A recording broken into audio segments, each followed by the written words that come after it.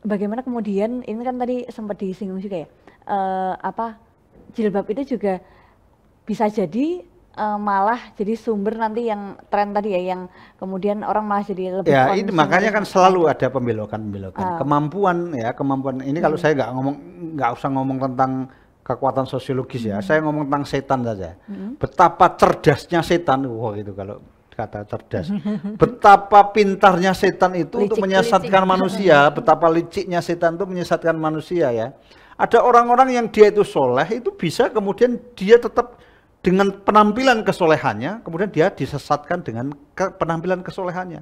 Wah, dia datangkan orang yang muji dia, ya Ustadz, Anda itu kan soleh, maka Anda harus kelihatan tampil bagaimana kelihatan tetap soleh gitu. Nah, kemudian muncullah riya.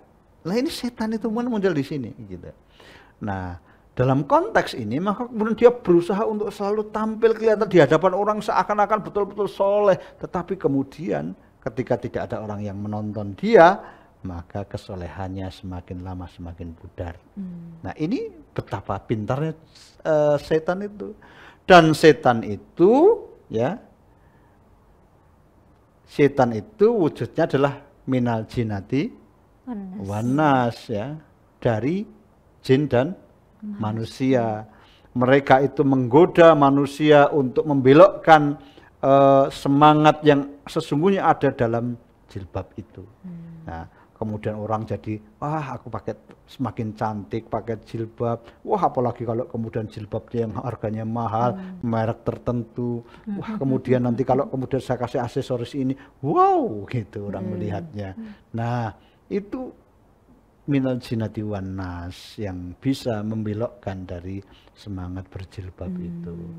Itu nanti ada istilah di dalam Islam itu yang disebut dengan tabarruj. Nah, yang sesuatu yang dimana orang kemudian seharusnya seorang perempuan menghindari.